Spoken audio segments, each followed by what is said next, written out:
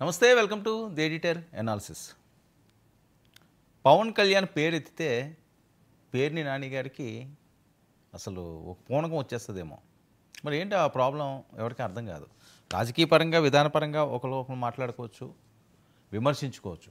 కానీ దానికి మించి నిత్యం మాట్లాడుతున్న అంశాలు ఎన్నికలు ముందు నుంచి చూస్తారు, ఎన్నికలు అయిపోయిన తర్వాత కూడా చూస్తారు, ఏడాది పాలన అయిపోయిన తర్వాత కూటమి పార్టీ ఇప్పుడు చూస్తుంటారు. పేర్ని నాని గారికి మరి మైక్ దొరికిందంటే, ఒక ప్రెస్ మీట్ కానీ కండక్ట్ చేశారు అంటే ఇంకా ఆయన మాటలకి ఎక్కడ బ్రేకులు ఉండవు. కేవలం పవన్ కళ్యాణ్ గారిని ప్రస్తావించి మాట్లాడడం, వేరే అంశాలు ఏమి కూడా ఆయన పెద్దగా తీసుకురారు. మరి ఆయన ఫైటు కూటమి మీద లేకపోతే ప్రభుత్వ విధానాల మీద, ఉప ముఖ్యమంత్రి గారు పవన్ కళ్యాణ్ గారి మీద ఇంతకుముందు కూడా ఆ రకంగానే ఆయన మాట్లాడేవారు.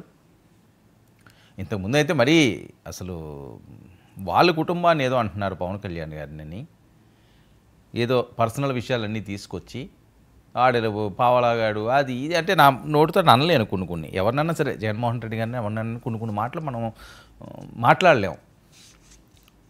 మిగతా వాళ్ళు మాట్లాడే విధంగా, చాలామంది మాట్లాడే విధంగా చెప్పగలం తప్పే చేయలేము. ఎన్ని మాటలండి, అది ఆ ప్యాకేజు ఈ ప్యాకేజు, ఆడిది ఈడది, ఇలా చేసాడు అలా చేసాడు, ఆడు ఈడు, ఏ నాయుడు ఓ నాయుడు గీ నాయుడు, అసలు ఒకటి కాదు కదా, ఇష్టం వచ్చినట్లుగా పేర్ని నాని గారు తన నోటికి పని చెప్పారు. సో అప్పుడంటే ఏదో గడిచింది, అధికారం ఉన్నప్పుడు ఏదైనా వర్కౌట్ అవుతుంది. కానీ ఇప్పుడు కూడా ఆ రకంగానే మాట్లాడుతున్నారు. దమ్ముంటే నన్ను అరెస్ట్ చేయమంటున్నాడు ఈయన. అప్పుడేమో ఆయన ఒక చెప్పు తీస్తే ఈయన 2 చెప్పులు తీశాడు. అంటే రాష్ట్రంలో ఏ నాయకులు లేనట్టుగా పవన్ కళ్యాణ్ గారు మాట్లాడితే అది డైరెక్ట్గా పేర్ని నాని గారినే అన్నట్టు మరి ఈయన భావిస్తారో, లేకపోతే ఏదైనా డైరెక్షన్ ఉందో డైరెక్ట్గా ఆయన్నే హిట్ చేసి మాట్లాడడం.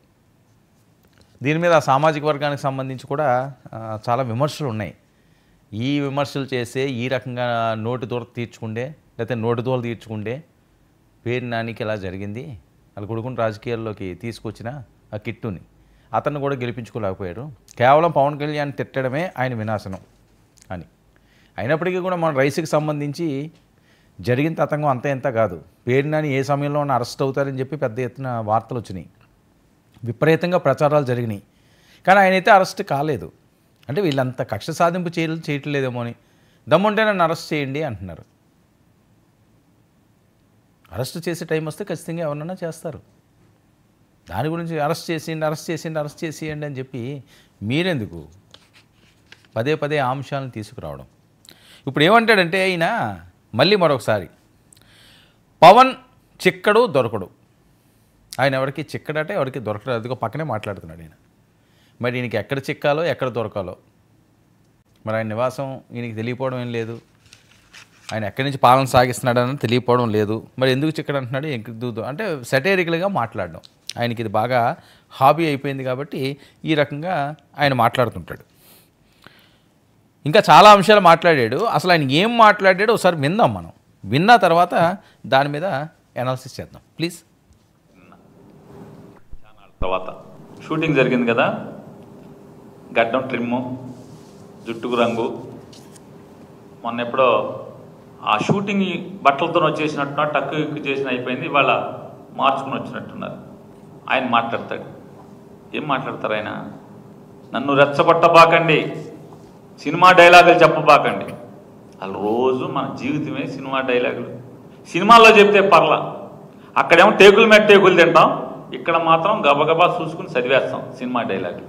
మీరు పార్టీ పెట్టిన దగ్గర నుంచి 2014లో పార్టీ పెట్టిన దగ్గర నుంచి ఈరోజు దాకా రాజకీయ వేదికల మీద మీరు మాట్లాడే ప్రతి మాట సినిమా డైలాగ్ కాకుండా వాస్తవానికి దగ్గరగా ఒక్క మాట అంటే ఒక్క మాట, ప్రజల జీవితాలకు దగ్గరగా ఒక్క మాట అంటే మాట మాట్లాడారా మీరు అని అడుగుతున్నారు.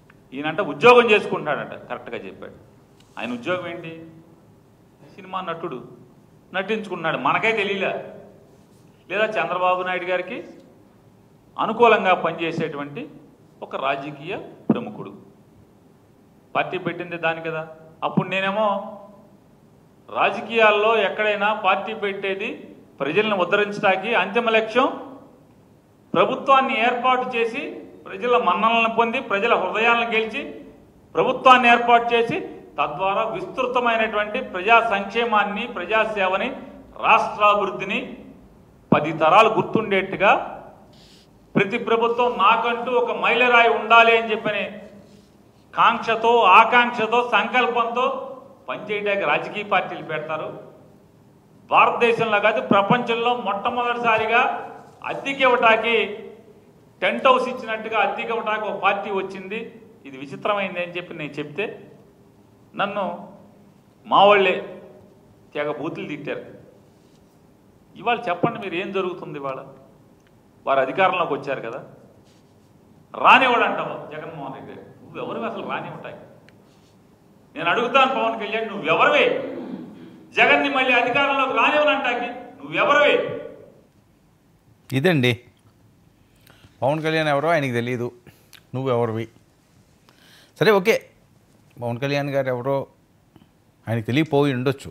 పవన్ కళ్యాణ్ అంటే వీళ్ళు ఆ రకంగా కూడా మాట్లాడారు. పవన్ కళ్యాణా ఎవరో అతనా అలా సినిమాలు చేశాడు అని చెప్పి గతంలో మాట్లాడిన సందర్భాలు కూడా ఉన్నాయి. వీళ్ళకి తెలియదు చిరంజీవి గారు ఎవరో తెలియదు, పవన్ కళ్యాణ్ గారు ఎవరో తెలియదు, మెగా కుటుంబం అంటే ఏంటో తెలియదు, వాళ్ళు ఏ కమ్యూనిటీయో తెలియదు. తెలియకుండానే కొన్ని మాటలు మాట్లాడుతుంటారు. ఈయన మాట్లాడింది ఏంటి? షూటింగ్కి వెళ్ళి వచ్చారట, గడ్డం ట్రిమ్ చేసుకున్నారట, కలర్ వేసుకున్నారట. అంటే అంత అబ్జర్వేషను. పవన్ కళ్యాణ్ గారు అంటే పేర్ని నాని గారికి ఎంత ఇష్టం అని చెప్పి చాలామందికి తెలియదు. ఆయనకి చాలా ఇష్టం. ఎందుకంటే ఆయన ఏం చేసుకున్నారో, ఏ కలర్ వేసారో, ఎక్కడ ట్రిమ్ చేసుకున్నారో, ఆయన ఏ బట్టలు వేసుకుంటున్నారో అంత అబ్జర్వ్ చేస్తారనమాట. అంటే బిగ్ ఫ్యాన్ అయ్యి ఉంటారు, లేకపోతే ఎంత క్లారిటీ ఉండదు కదా. ఆయన ట్రిమ్ చేసుకున్నారని నిజంగా అంత అబ్జర్వేషన్ ఎవరికి కనిపించదు. కలర్ వేసుకున్నారు ఇవన్నీ కూడా. నెక్స్ట్ ఒక్క మాట కూడా ఆయన మాట్లాడలేదట. మరి ఎవరైనా విన్నవాళ్ళు ఎలా ఉంటాయంటే ఏదో కామెడీ షోల్లో ఉంటాయి. ఒక్క మాట మాట్లాడకుండానే 151 స్థానాల్లో ఉన్న వైఎస్ఆర్సీపీ ఓడిపోవడానికి ప్రధాన పాత్రధారి, సూత్రధారి ఎవరవునన్నా ఎవరు కాదన్నా పవన్ కళ్యాణ్ గారు పాత్ర చాలా పెద్దది అందులోని. ఓకే, తెలుగుదేశం పార్టీ అన్నది నో డౌట్, అది ఆ సంస్థాగతంగా బలపడింది. తెలుగుదేశం పార్టీ కూడా మంచి హైప్ వచ్చింది. చంద్రబాబు నాయుడు గారు అరెస్ట్ చేయక భువనేశ్వరి గారిని ఆ రకంగా మాట్లాడిన తర్వాత చాలామందిలో సింపతి డెవలప్ అయింది. వీళ్ళు చేసిన తప్పులు కూడా అవి శాపాలుగా మారినాయి, ఎవరో కాదంటారు. కాదని లేని నిజాలు ఇవన్నీ కూడా. సో కానీ పవన్ కళ్యాణ్ గారు కూటమి అనే అంశం 2019లో ఏమి జరిగిందో అది జరగకుండా ఉండే విధంగా ఆయన తీసుకున్న నిర్ణయం ఖచ్చితంగా వైఎస్ఆర్సీపీని అధంపాతాళానికి తొక్కుతా, అలా తొక్కకపోతే నా పేరు పవన్ కళ్యాణ్ కాదు, నా పార్టీ జనసేన పార్టీ కాదని చెప్పి కాలరెగరేసి నడి రోడ్డు మీద తొడగొట్టి తనేంటో చూపించిన వ్యక్తి. సరే సక్సెస్ వచ్చింది కాబట్టి ఒప్పుకోవాలి. దీన్ని ఒప్పుకోము. ఒక్క మాట నువ్వు మాట్లాడలేదు అంటే ఆయన చాలా మాటలు మాట్లాడాడు, చాలా ప్రాంతాలు తిరిగాడు ఆయన. ప్రజలు ఆయన నమ్మారు కాబట్టి 21కి 21 ఇచ్చారు. సరే ఇప్పుడు మీరు నమ్మండి, మీరు నమ్మించుకునేలా చేయండి, జనాల్లోకి వెళ్ళండి. ఇప్పుడు ఆయన ఏం చేశాడు, ఆయన ఏం మాట్లాడాడు, ఆయన ఏం మాట్లాడలేదు, ఇవన్నీ ఎందుకు? ఈ పంచాయతీలు అవసరమా? అవసరం లేదు కదా. మిమ్మల్ని ఎవరో అరెస్ట్ చేయలేదు. దానికి మీ దగ్గర ఉన్న లాజిక్ ఏంటి, మీ దగ్గర ఉన్న అంశం ఏంటి? నాకు తెలీదు, బియ్యం ఏదో 10 కుక్కలు తినేసినాయి, లేకపోతే ఇంకోటి తినేసారు, ఎవడో దొంగతనం చేసి నేను డబ్బులు కట్టేశాను కదా అంటాడు. అంటే ఎవరినన్నా మర్డర్ చేసేసిన తర్వాత అవును మర్డర్ అయిపోయిందా? లేదు నేను అనుకోలేదండి, మర్డర్ అనుకోలేదు అది నేను. అదేంటి మర్డరా అది? సరేలేండి, వాళ్ళకి ఏదో డబ్బులు ఇచ్చేస్తానులేండి వాళ్ళ ఇంట్లో వాళ్ళకి. ఆయన ఏం ఉద్యోగం చేసుకుంటున్నాడు? ఏదో ఉద్యోగం చేస్తున్నాడు కదా, ఎంత 50,000 వస్తుందా? పర్లేదండి నేను ఒక 60,000 ఇస్తానులేండి, అదే ఉంది మర్డరు అన్నట్టుగా ఉంటుంది. లేకపోతే దొంగతనం చేసేసి ఈ రకంగా పెట్టింది. అంటే పేర్ని నాని గారు చేశారు, ఆయన తెలిసి చేశారు, తెలియజేసి అందులోకి నేను వెళ్ళను. కానీ మనస్సాక్షి అంటూ ఒకటి ఉంటుంది కదా, దాన్ని ఏ రకంగా మనకు మనం అన్వయించుకోవాలి కదా. డబ్బులు కట్టేస్తే తప్పు పోతుందా? భరణం కడతారా తప్పులు చేసి? ఎవరైనా సరేని ఒక మర్డర్ చేసి డబ్బులు ఇచ్చేస్తే మర్డర్ చేసినట్టు కాదా? ఆ రైస్ గోడౌన్లో జరిగింది అది తప్ప కదా, డబ్బులు కట్టడం ఏంటి? డబ్బులు అనే అంశం ఎక్కడ ఉంటుంది? మీరు పెనాల్టీలు కట్టాలి. కానీ దాంతో అయిపోయింది అనుకోవడానికి లేదు కదా. అయినా సరే మీ భార్యామణి గారి కోసం చంద్రబాబు నాయుడు గారు ఏమన్నా పవన్ కళ్యాణ్ గారు చెప్పారట, ఆడవాళ్ళ జోలికి వెళ్ళకండి అయ్యా అని. అసలు మీకు సంబంధమే లేదు, అది మీ వైఫ్కి అందులో ఇన్వాల్వ్మెంట్. కానీ వాళ్ళు ఎంత గౌరవంగా చూశారు. అదే మీ హయాంలో అయితే అలా ఊరుకునేవారు కాదా అని చెప్పి వాళ్ళు మాట్లాడుతున్నారు. అంటే మీకు మీరు ఒకసారి ఆలోచించుకోమని. ఇవన్నీ వేరే అంశాలు. ఇంకా చంద్రబాబు దగ్గర ఆయన ఉద్యోగం చేస్తున్నాడట. ఎందుకు ఈ అనవసరమైన మాటలు? ఇదే కదా జనసేనకి కాలేది. వీర మహిళలకు కానీ జన సైనికులకు కానీ వాళ్ళకి ఎందుకు కాలుతుంది? పేరు నాని గారు పేరు అనేసరికల్లా ఇదే కాలేది. అంటే పడుకున్న దాన్ని లేపడం, లేపు కొట్టించుకోవడం అంటారు ఇవన్నీ కూడా. ఇంకా రేపు నుంచి మొదలు పెడతారు వాళ్ళు ఖచ్చితంగా. ఆల్రెడీ ఆ దెబ్బ చూశారు మీరు. బందర్లోనే మీ అడ్డాలోనే ఇబ్బందులు పడిన సందర్భాన్ని మర్చిపోయారా పేరు నాని గారు అని ఆల్రెడీ ట్రోల్స్ మొదలైపోయినాయి. మేమేదో ఒకసారి చూపించమంటారా అని. టెంట్ హౌసు పార్టీ అట. ఎందుకండి అనవసరమైన కాంట్రవర్సీలు? టెంట్ హౌస్ పార్టీలు ఉంటాయా? వాళ్ళు ఏమంటారు, మీరు అడుగు తెచ్చుకున్న పార్టీ అంటారు. అసలు నీకు సొంత పార్టీయే లేదు, ఎవరి దగ్గర కొట్టేసిన పార్టీ అంటారు. అంటే ఒక విషయాన్ని ఒక రకంగా మాట్లాడకుండా దాన్ని సెటైరికల్గా వేరే రకంగా అన్వయించి ఎవరు మాట్లాడినా అది వేరే రకంగా జనాల్లోకి వెళ్తుంది, అది తిరిగి మీకే చుట్టుకుంటుంది. గతంలో జరిగినవన్నీ కూడా ఇవే. కొడాలి నాని గారు కానీ, పేరు నాని గారు కానీ, రోజా గారు కానీ కొంతమంది మాట్లాడారు, ద్వారంపూడి చంద్రశేఖర్ ఇలాంటి వాళ్ళు కొంతమంది ఏవైతే మాట్లాడారో, ఏవైతే వాళ్ళు పనులు చేస్తారో వాళ్ళందరూ కూడా ఇప్పుడు ఓడిపోయారు కదా. ఎందుకు ఓడిపోతారండి? మీరు గొప్పవాళ్ళు, ఇది మీకు తిరుగులేదు, మీ అంత మంచి వాళ్ళు అసలు ప్రపంచంలోనే లేరు, లేదా నియోజకవర్గంలోనే లేరు, మీరు మహాప్రభువులు, చేతికి ఎముక లేదు, అన్ని గుప్తదానాలు చేసేస్తారు. ప్రజల కష్టం అంటే మీ కష్టంలా రోడ్ల మీద పడిపోతారు. ప్రజలు ఎవరన్నా పేదరికంతో ఉన్నారంటే మీరు తిండి మానేసి మీ తిండిని తీసుకెళ్ళి వాళ్ళకి పెట్టేస్తారు. ఇంత గొప్ప వాళ్ళు అనుకుందాం, మరి ఎందుకు ఓడిపోయారు? తక్కువ మెజార్టీలా? చిన్న చిన్న మెజార్టీలా? అవి ఊహకందనవి కదా. టెంట్ హౌస్ పార్టీ అంటే పవన్ కళ్యాణ్ ఊరుకుంటారా? జనసైనికులు ఊరుకుంటారా? టెంట్ హౌస్ పార్టీ అనే కాదు, టెంట్ హౌస్ ఏం చేస్తామంటే ఫంక్షన్ అయిపోయిగానే మళ్ళీ తీసుకెళ్ళిపోతారు కదా అద్దెకిచ్చి, అలా చేస్తున్నారట చంద్రబాబు నాయుడు గారికి. అంటే మరొకసారి పేర్ని నాని గారు ఆజ్యం పోస్తున్నారు అగ్గికి. వాళ్ళు ఇప్పటికే రగిలిపోతున్నారు. ఎందుకంటే గతంలో పడ్డవన్నీ కూడా ఎవరో మర్చిపోరు, వాళ్ళకి అన్నీ గుర్తున్నాయి. ఇంతలాగా అవమానించారు, ఇంత దారుణంగా మా బాస్ మీద మాట్లాడారు, ఇలా చేశారు, అలా చేశారు. ఇప్పటికీ వాళ్ళు ఆగ్రహాన్ని, ఆవేదనని వ్యక్తం చేస్తూనే ఉంటారు. ఇలాంటి టైంలో మళ్ళీ పేర్ని నాని గారు ఈ రకంగా ఈ కాంట్రవర్సీ తీయడం అన్నది సోషల్ మీడియాలో అయితే దీన్ని పెద్ద ఎత్తున వైరల్ చేస్తున్నాయి. సరే, సోషల్ మీడియాలో ఏం వైరల్ చేస్తున్నాయి, వైరల్ అవుతున్నాయా లేదా, ఈ అంశం అన్నది పక్కన పెడితే దీని ఎఫెక్టు ఖచ్చితంగా పేర్ని నాని గారికి తగిన బుద్ధి చెబుతారు అని. ఇందులో ఉన్న మెయిన్ పాయింట్స్ ఏంటి? జగన్ గారిని దించుతాను అనడానికి నువ్వెవరు? ఆయన గతంలో కూడా అదే మాట అన్నాడు. 15 సంవత్సరాలు పొత్తు ఉంటుంది అంటున్నారు. ఢీకోనండి, మీరు గెలండి. ఎవరు వద్దన్నారు? ఎవరు వద్దనరు కదా. ప్రజాస్వామ్యంలో ఎవరు వద్దనరు. విధానపరంగా వెళ్తే, పద్ధతిగా మాట్లాడితే, పద్ధతిగా ఆలోచిస్తే. కానీ అవన్నీ కూడా మేము తప్పించి అవన్నీ కూడా మేము పట్టించుకోము, నాకు నచ్చినట్టు నేను మాట్లాడతాము మైకిల్ ముందు. అది ఎవరు మాట్లాడినా అండి, జనసేన అవనియండి, వైసీపీ అవనియండి, తెలుగుదేశం అవనియండి, ఎవరన్నా సరేని. కానీ ఈ వీడియోలు వైరల్ అవుతుంటాయి మిగతా వాళ్ళు కూడా. అదైతే అది కూడా చేద్దాం, నిలబెడదాం, దాని మీద కూడా మాట్లాడిద్దాం. కానీ టెంట్ హౌస్ పార్టీలు ఇది ఒక అధికారంలో ఉండి వాళ్ళేమైనా తప్పులు చేస్తే ఖచ్చితంగా చెప్పండి. కానీ నేను అప్పుడే చెప్పాను, వాళ్ళు అద్దెకి ఇవ్వడానికి చంద్రబాబు నాయుడు దగ్గర ఉద్యోగం చేస్తున్నాడు. ఉప ముఖ్యమంత్రి ఉద్యోగం చేయడం ఏంటంటే మీరందరూ ఏం చేసేవారు? జగన్మోహన్ రెడ్డి గారి దగ్గర ఉద్యోగం చేసేవారా మంత్రి స్థాయిలోని? ప్రజలకి మీరు ఉద్యోగస్తులు, పార్టీలకి మనుషులకి కాదు. అది గమనించుకోవాలి ఎవరైనా సరే, ఏ పార్టీ వాళ్ళైనా సరే. ఆనాడు మీరు చేసిన ఉద్యోగమే, ప్రజలకి మీరు జవాబుదారీ. వాళ్ళు ఇచ్చిన డబ్బులు మీ ఇంటికి వెళ్తాయి, మీకు వస్తాయి, జీతాల రూపంలో ఉన్నాయండి, వేరే రూపంలో ఉన్నాయండి, అవంతా ప్రజలదే. ఎవరి తాతగారు జాగీరు కాదు, ఎవరి తాతల జాగీరు కాదు. మీరు ఏం చేసినా ఏమి ఇచ్చినా అది ప్రజలు ఇచ్చేదే. ఏ పార్టీ నాయకుడికైనా, ఎంత గొప్ప నాయకుడికైనా, ఏ స్థాయి నాయకుడికైనా.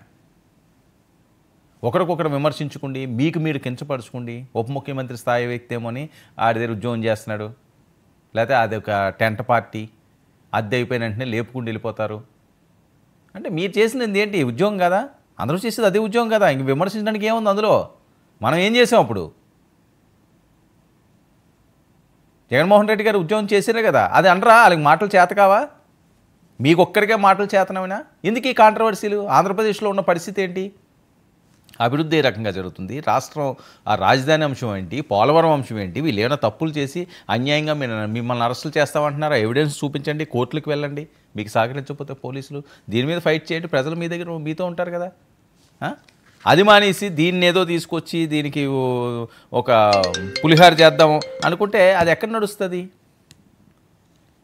వార్తల్ని వార్త కింద చూడాలి. ప్రజాస్వామ్యంలోని ఏదైనా ఒక అంశం వచ్చిందని దాని మీద ఫైట్ చేయండి, తప్పేం లేదు. ఏమంటాడు ఈయన? పవన్ చిక్కడో దొరకడు, అమ్మాయిలు అదృష్టపోతున్నా పోలీసులు పట్టించుకోరు, పవన్కి చెబుదామని పేరెంట్స్ వెళ్తే ఆయన చెక్కడో దొరకడట. ఎవరైనా అక్కడికి వెళ్తే ఆయన చెక్కడో దొరకడట. ఎప్పుడూ సినిమా షూటింగుల్లో బిజీగా ఉంటారట. కానీ చంద్రబాబు రాజకీయంగా ఆపత వస్తే చంద్రబాబుకి పరిగెత్తుకు వచ్చేస్తాడట ఆయన. ఇక జనసేన ఒక టెంట్ హౌస్ పార్టీ, చంద్రబాబుకు అద్దెకి ఇవ్వడానికి ఈ పార్టీ. మరోసారి పవన్పై పేరు నాని చేసిన ఈ తీవ్ర వ్యాఖ్యలు. మరి దీని పర్యవసానాలు ఏ రకంగా ఉంటాయి? మరి పేరు నాని గారు ఇప్పటికే కాస్త ఇబ్బందుల్లో ఉన్నారంటున్నారు, చాలా కేసులు ఉన్నాయంటున్నారు. ఇవన్నీ మళ్ళీ ఆయన చేసుకుంటూ సింపతి కోసం చేస్తున్నారా, లేకపోతే ఓవర్ కాన్ఫిడెన్సా? బందర్వాసులే తేల్చాలి. ఇక మరొక అంశంలోకి వెళ్తే అసలు జగన్మోహన్ రెడ్డి గారి టార్గెట్ ఏంటి? పవన్ కళ్యాణ్ గారు స్కెచ్ చేయండి. ఎందుకంటే మొన్న ఆయన మాట్లాడిన మాటలు చాలా హార్ష్గా మాట్లాడుతున్నారు. పవన్ కళ్యాణ్ చేసిన వ్యాఖ్యలు, మీ తాటాకు చప్పులకు ఆయన భయపడ్డట, 2029లో మీరు ఎలా వస్తారో చూస్తారని చెప్పి ఆయన శవతాలు విసురుతున్నాడు. ఇక జగన్మోహన్ రెడ్డి గారు ముందున్న అసలు టాస్కులు ఏంటి? జిల్లాల పర్యటనతో ఆయన ముందుకు వెళ్తున్నారు. ప్రజా సమస్యలపై పోరాటానికే జగన్ సక్సెస్ మంత్రాగా ఎంచుకున్నారా? మరొక వైపు ఏంటంటే చాలా జాగ్రత్తగా జగన్మోహన్ రెడ్డి గారు అడుగులేస్తున్నారని. గత అనుభవంతో వారసులకు నో అంటున్న జగన్మోహన్ రెడ్డి గారు అంటే ఆయన కొండ బదులు కొట్టేశారు. మీరు వారసులను తీసుకొస్తాము, మా వారసులకు మీకు టికెట్లు ఇచ్చేయండి, అదేం కాదు, నాకు నచ్చినోడికి నేను టికెట్ ఇస్తాను, యువతకి పెద్దపీట వేస్తానని కొంతమంది సీనియర్లకి ద్వారంపూడి లాంటి వారికి ఆల్రెడీ చెప్పేశారట.